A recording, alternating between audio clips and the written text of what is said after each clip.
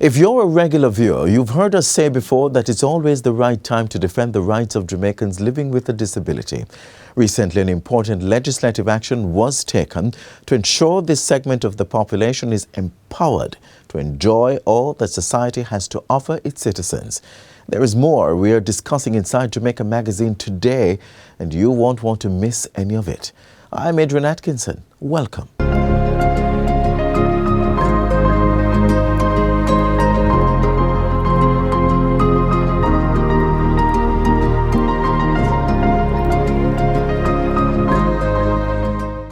Here's how we sign the alphabet. A, B, C, D, E, F, G, H, I, J, K, L, M, N, O, P, Q, R, S, T, U, V, W, X, Y, and Z. Now I know my ABCs. Next time, won't you sign with me? As we said at the top of the show, a disability ought not to be a permanent barricade from enjoying all that society has to offer its citizens. So, in this Get the Facts discussion, we engage with Dr. Christine Hendricks, Executive Director of the Jamaica Council for Persons with Disabilities. We're getting the facts on the recently enacted Disabilities Act.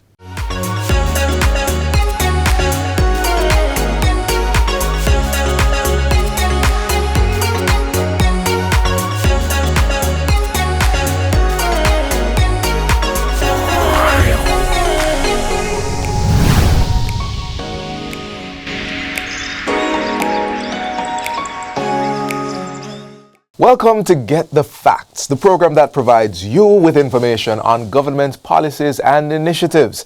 I'm Theodore Henry. Our focus today is equal rights for persons with disabilities. Enforcement of this is supported by the Disabilities Act, which came into effect on February 14 this year. To explore the benefits to the disabled community and the wider society's role is Executive Director of the Jamaica Council for Persons with Disabilities, Dr. Christine Hendricks. Welcome back to the program, Dr. Hendricks. Thank you for having me. Wonderful. Theodore. Let's jump right in. It's been a long process. It has been. It's been a long process. I'm sure JCPD is happy. We are excited. Excited, not just happy, Yes. but excited. What Yeah. does this mean for the agency? It means that the agency, now a body corporate, statutory body, it means that it has greater powers in terms of ensuring the implementation of the Disabilities Act. Yes. It should be providing to persons not only with disabilities but the society guidelines on how to ensure inclusion of persons with disabilities. So codes of practice and reviewing those codes, and also facilitating a complaints mechanism for persons with disabilities who feel that they have been discriminated against. Okay. All right. So there's a lot there to unpack. Yes. But one of the things I want to point out and just pick at a little bit, you mentioned codes of practice. So JCPD is now given the authority to create these codes? So as the body corporate, the JCPD under the Act has the responsibility to develop codes of practice that will provide guidance to society in how to do inclusion of persons with disabilities. So currently the previous dispensation, they were drafted 3 codes.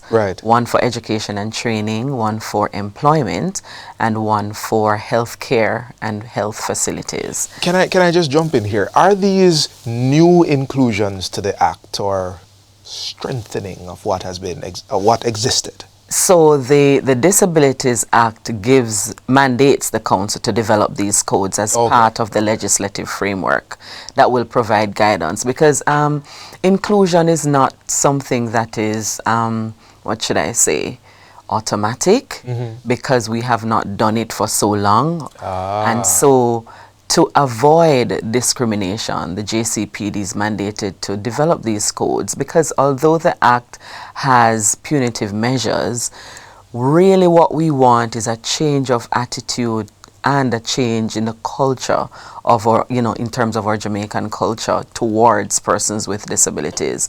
We want to ensure that they participate fully in society, and so to enhance, that participation, these codes will be there as a guide as to how to do it. This brings up an interesting question, or I think an illuminating question. You want to change the culture.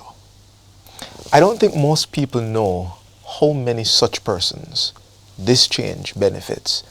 Would you be able to give an estimate?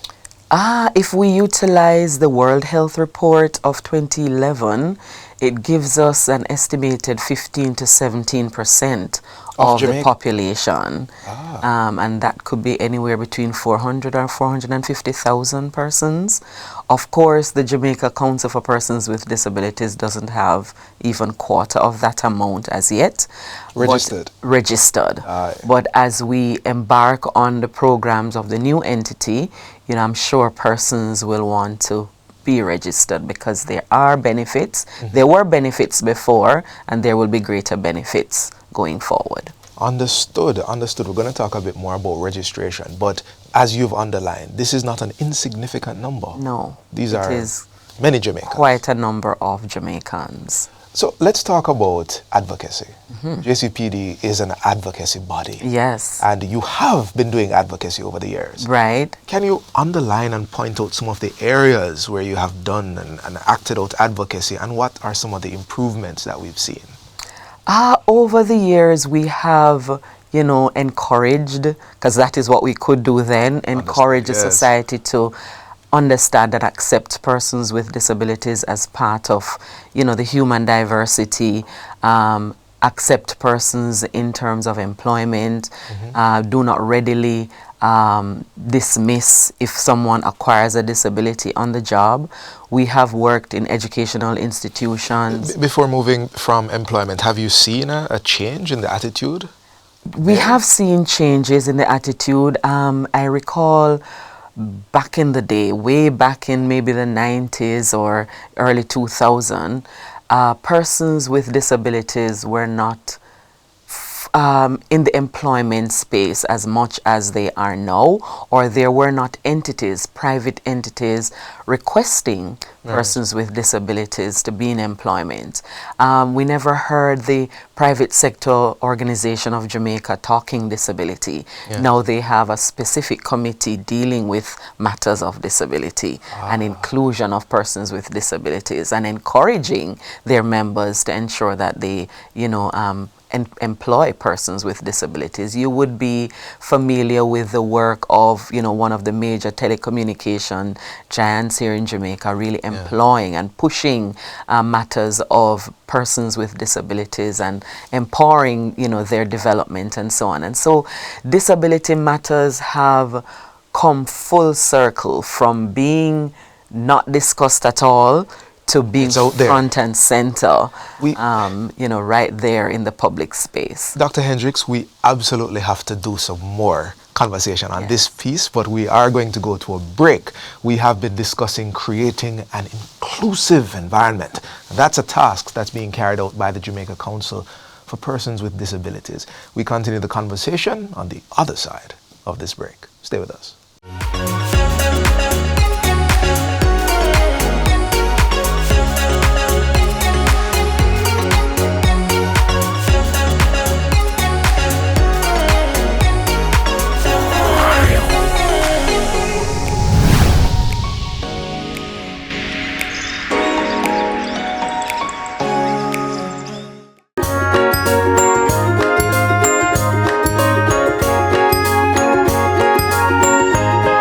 All children deserve positive parenting.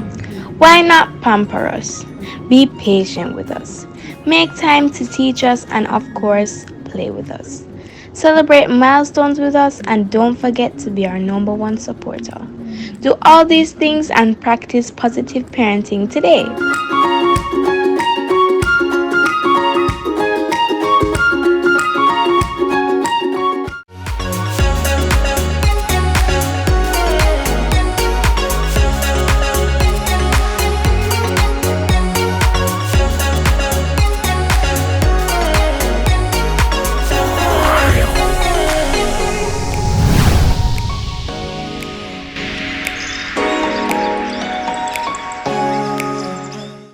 Welcome back to Get the Facts. Our discussion continues with Executive Director of the Jamaica Council for Persons with Disabilities, Dr. Christine Hendricks. With the enactment of the Disabilities Act and subsequent regulation, also come the independent operation of the agency. Dr. Hendricks, Yes. we were talking about areas of advocacy and what has changed. Talk to me about education.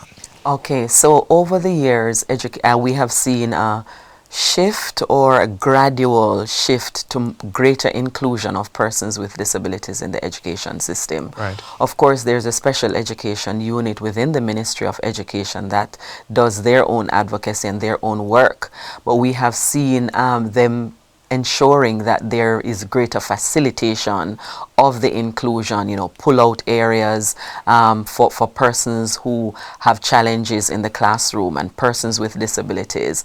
We have seen the Salvation Army School for the Blind, more students who are blind are in, the general classroom. And of course, the Disabilities Act states that no institution, whether private or government, shall prevent a person with a disability from attending that particular institution. And so the Minister of Education and the education facilities have the responsibility to ensure that the accommodations, the reasonable arrangements are made to ensure that persons with varying disabilities get into the classroom, and not just being there, but effectively being part of the classroom, learning and Cater going to them. through to their own career development as they move through the system.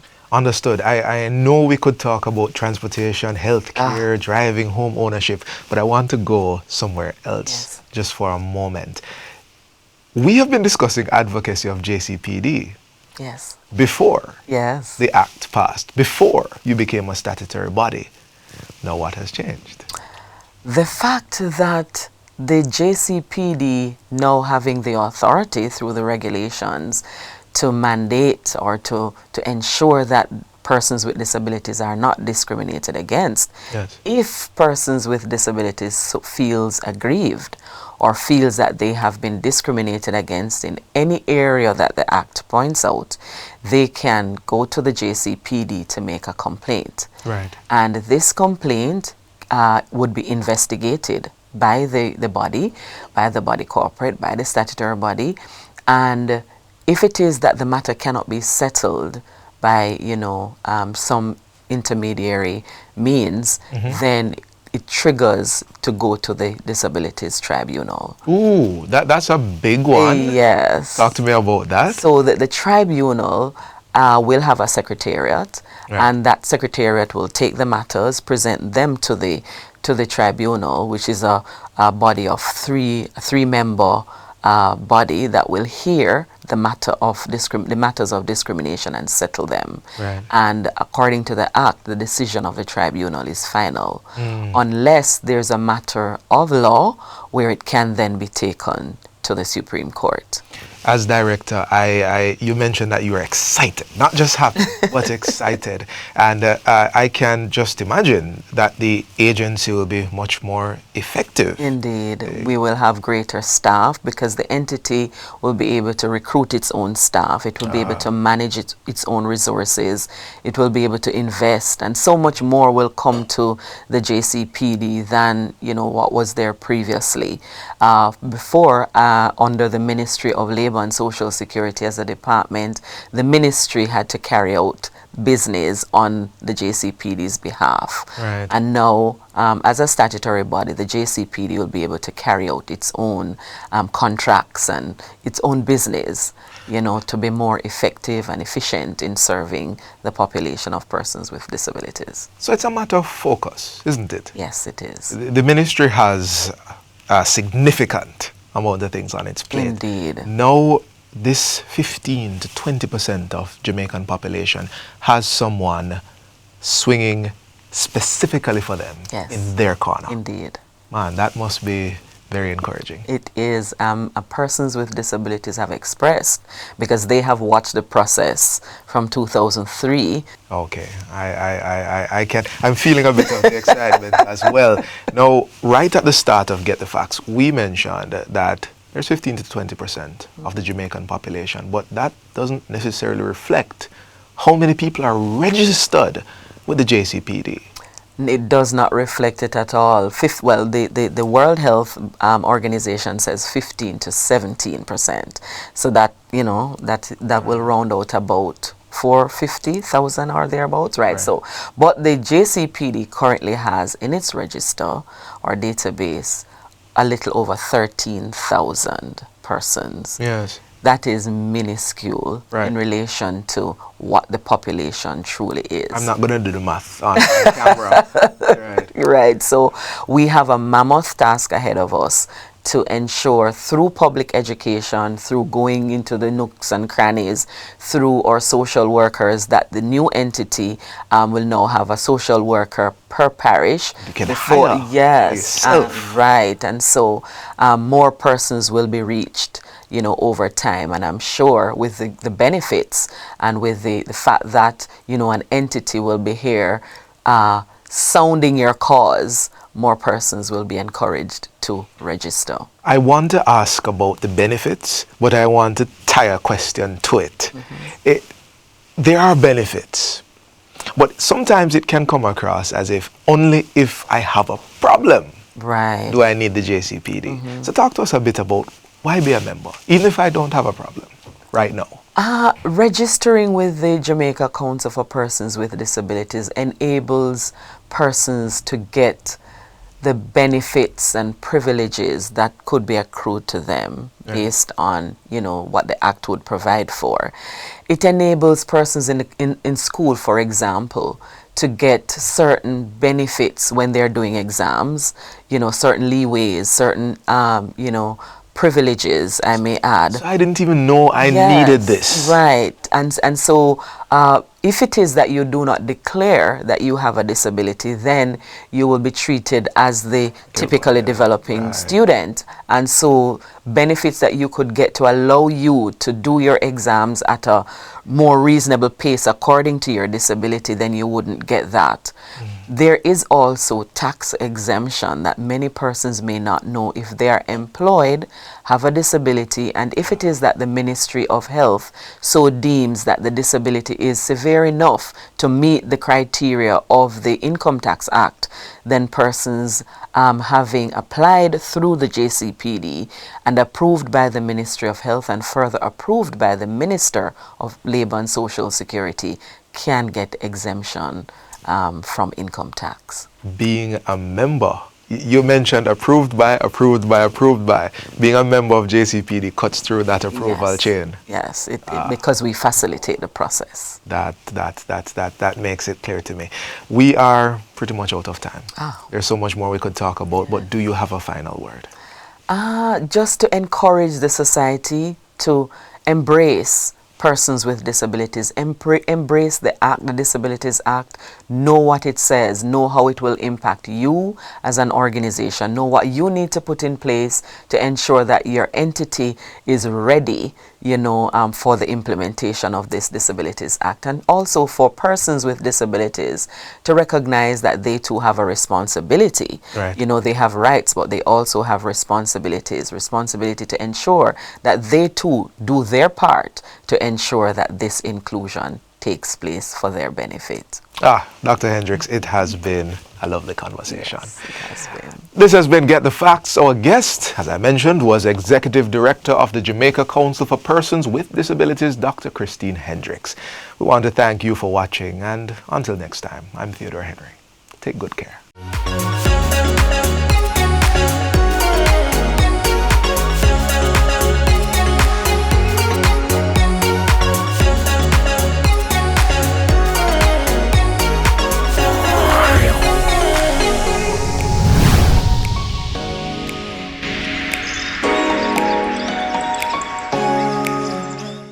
What a way you're full of our roots and culture. That was in Jamaica 60.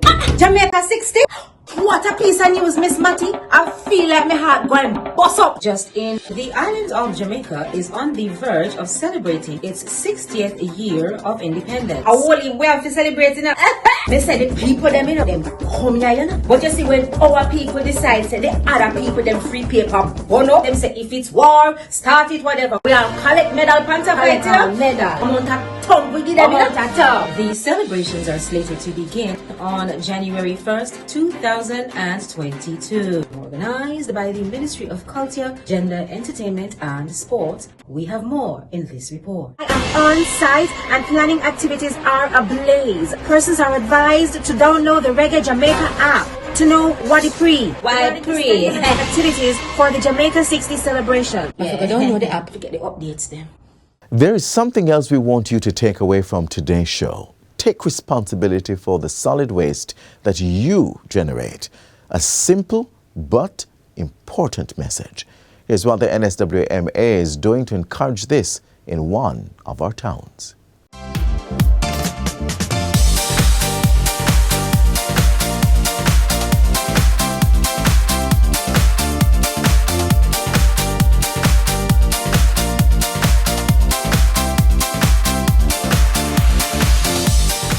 With our best effort, the National Solid Waste Management alone cannot clean up Jamaica, cannot clean up Maypen. We have to get the buy-in of the residents.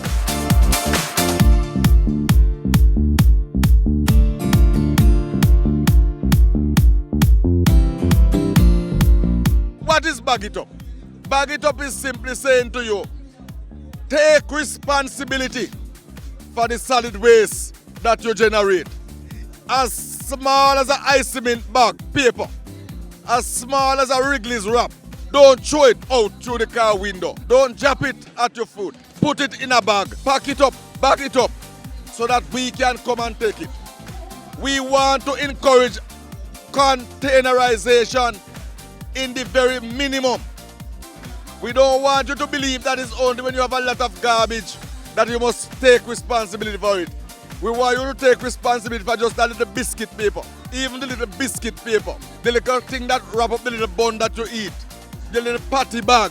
We want everything to be properly containerized. SPM Waste Management, a regional company of the National Solid Waste Management Authority, NSWMA, launched the community-based project Bag It.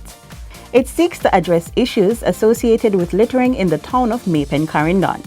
Research shows that vendors and passengers in public transportation vehicles are among the main contributors to littering in the parish's capital. The Bag It campaign wants to change behaviors associated with improper solid waste management and implement effective measures for containerization. Maypen Town Centers is one of those heavily populated town centers. So we decided that Maypen Town Center is one of those areas that we should start by sending the message. We want residents to understand that with garbage not being properly containerized, right, it will contribute to the flooding of the garbage in the town. We have our sanitation crew who start to clean the town centers from as early as 4 a.m. each morning. But when you move through the town centers, like around 9, 10 a.m., it's like the town hasn't been swept. Bag It is one initiative that we are partnering with the Maypen Parish Council. We are partnering with the vendors, we are partnering with the taxi owners and operators, and we are partnering also with some of the businesses in the town centers. Now, we have made some bumper stickers to put on some of the taxi, and we will be asking some of these taxi owners, operators to help us to spread the message, to encourage passengers who traverse in their taxi on a daily basis not to throw the garbage through the window. As small as a box, you know, bag juice, whatever it is, it helps to contribute to flooding. So we want residents to desist from dumping. None of my passengers have to throw no garbage from out of my car.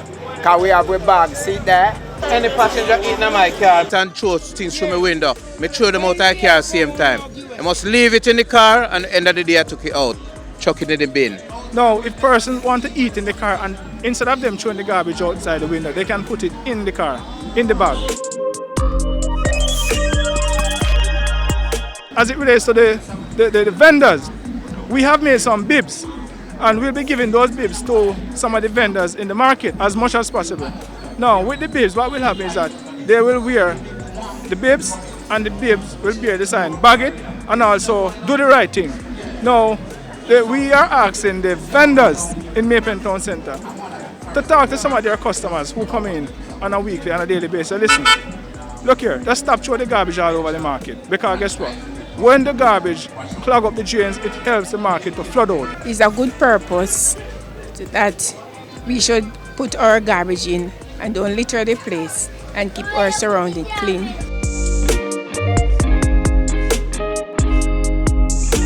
It is good for bagging it, because if you bag it, you just take it up and put it there in the truck, come and pick it up. I got the garbage bag and I'm going to put the garbage in it, that I don't have to litter the place. Heel up. Big up the plastic then. Yo, don't mess the place here, keep it real.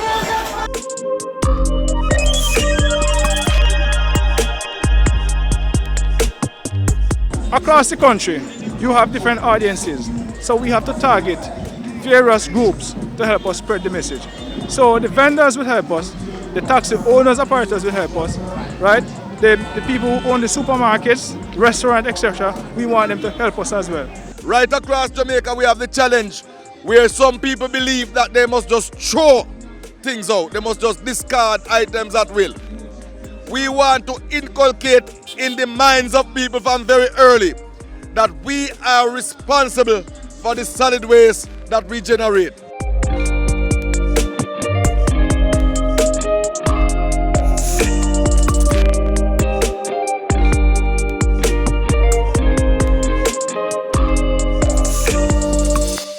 Keep we island clean, so clean. From the peaks to the beach, so clean.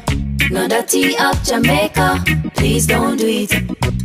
Keep we island clean, so clean. From the peaks to the beach, so clean. No dirty up Jamaica, please don't do it. No dash no paper, no dash no plastic. Dispose your garbage responsibly. No know how to recycle, learn it quick. And if you drop it, better pick up every piece of it. Plastics last forever, don't forget the bits. Cause when them touch the street, them end up in the sea. Collect pan the reef where they fish them feed. And when you want seafood, I eat your Keep eat. we island clean, so clean. From the peaks to the beach, so clean. No dirty up Jamaica, please don't do it. No dirty up Jamaica, no dirty up Jamaica, no dirty up Jamaica, no dirty up Jamaica. We are out of time on this show. We have another already in production for your viewing pleasure tomorrow. Until then, visit our YouTube channel or website, jis.gov.jm, for more content like this. We welcome your feedback, so let your voice be heard on our Instagram, Facebook and Twitter pages. This has been Jamaica Magazine. I'm Adrian Atkinson. Enjoy the rest of your Sunday and see you next time. This has been a production of the Jamaica Information Service, the voice of Jamaica.